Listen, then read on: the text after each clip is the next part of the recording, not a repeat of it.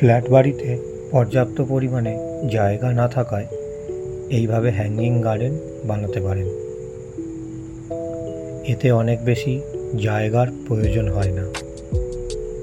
হ্যাঙ্গিংয়ের জন্য গাছ গুল্ম বা লতানো প্রকৃতির হওয়া দরকার। যত বেশি পরিমাণে গাছ ঝুলে থাকবে ততই সেটা সুন্দর লাগবে। তবে বাগানের তুলনায় এর পরিচর্যা একটু বেশি।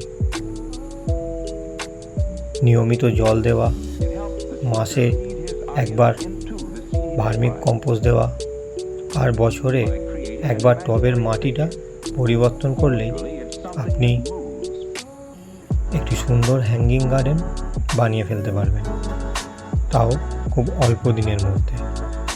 এটা দেখতে খুব সুন্দর লাগে।